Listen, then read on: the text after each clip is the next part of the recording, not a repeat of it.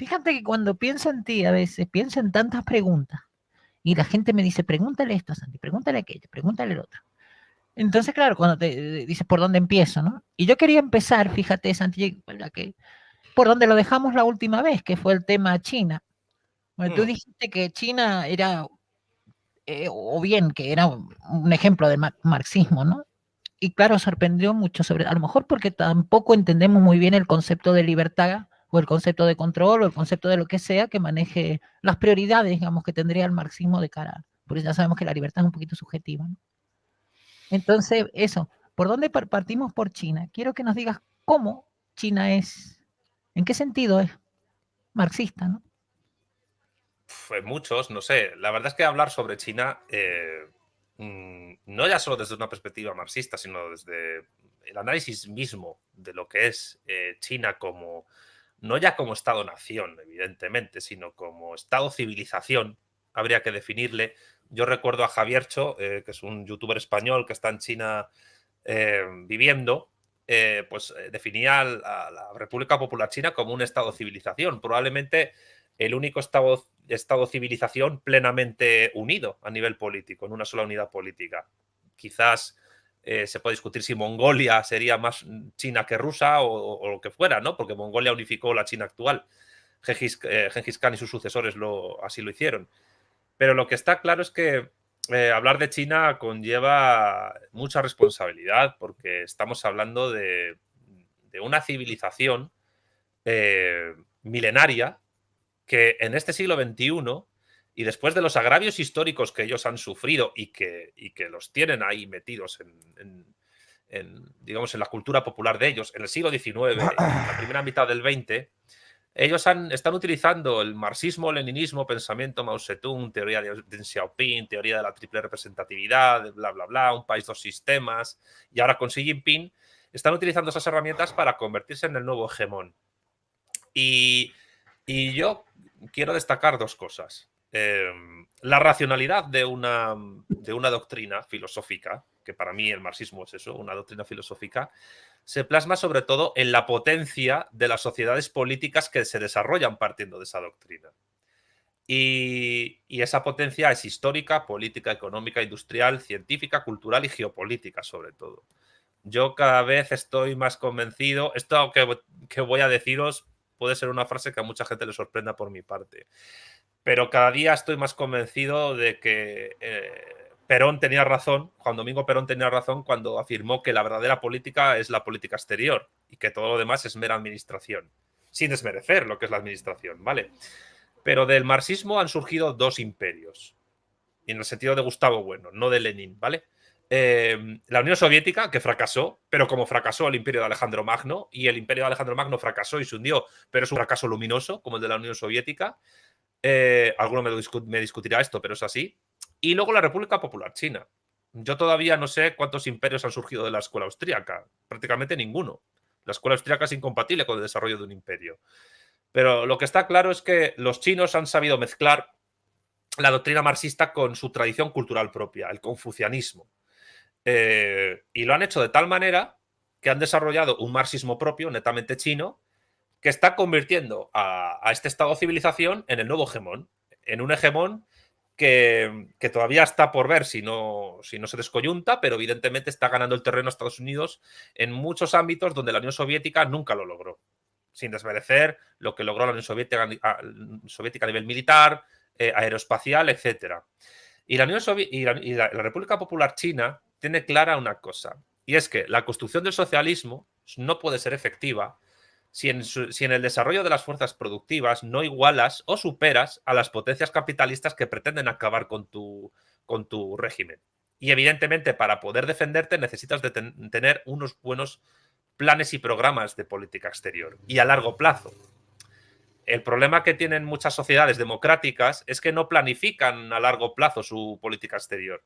Están tan pendientes de las elecciones y muchas veces, salvo que haya una instancia superior que dirija eso, como pueda ser, no sé, el Ejército o el Pentágono o el Consejo de Estado o el Tribunal Supremo o el Senado o algo así como en Estados Unidos, pero esto también está cambiando mucho últimamente, si no tienes planes y programas de política exterior a 50 años, claros, definidos, potentes, poco vas a hacer.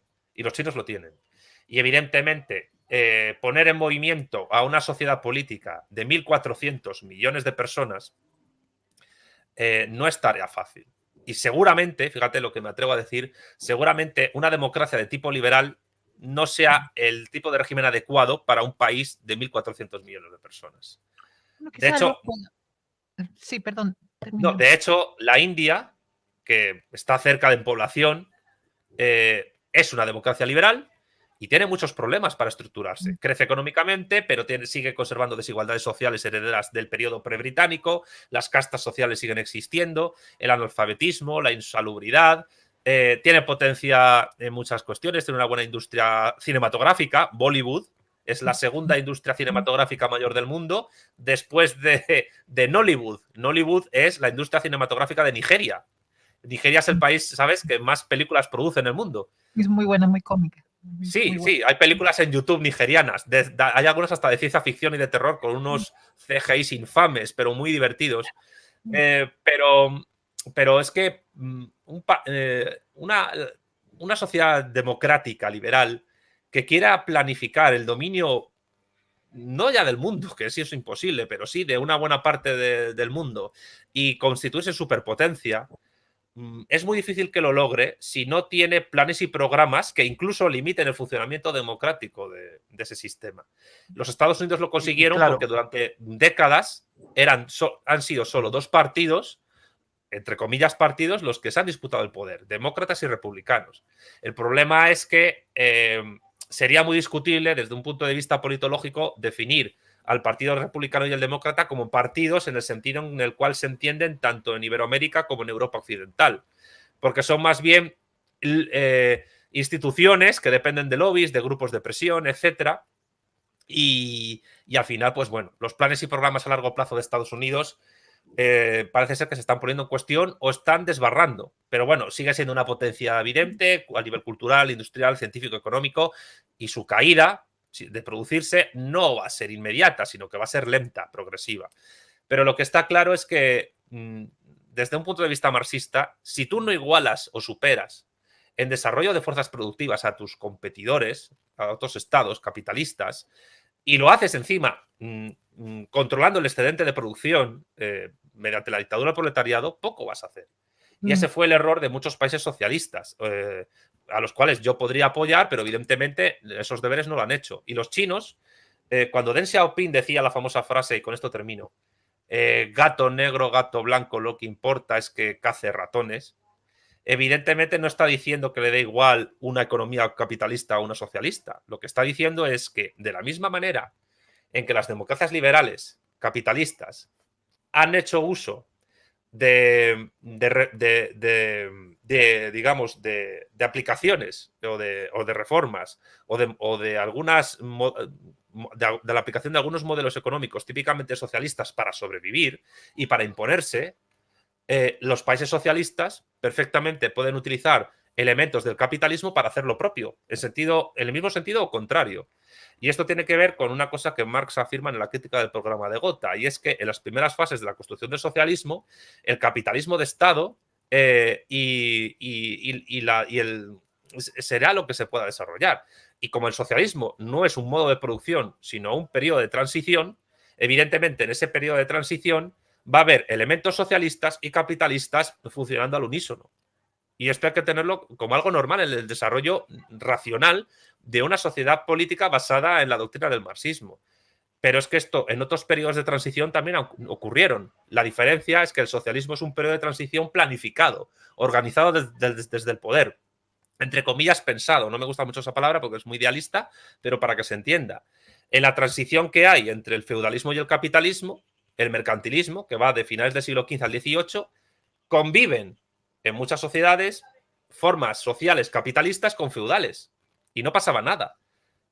Y en la antigüedad tardía, que seguramente es una época que a ti te gusta mucho, que va del siglo III al siglo VIII, marca la transición entre el esclavismo y el feudalismo y se dan formas sociales que se combinan unas con otras.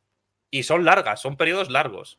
Y los chinos saben que el socialismo será un periodo largo, que a lo mejor es menos largo porque es planificado tecnológica y científicamente, pero es un periodo largo. Y el problema es que hay muchos marxistas, muchos comunistas, que se piensan que por el mero hecho de haber en el poder un partido comunista o llamado comunista, ya se inicia el socialismo y el comunismo de por sí de manera automática. Y eso no es. Eso, pensar así es pura ingenuidad política.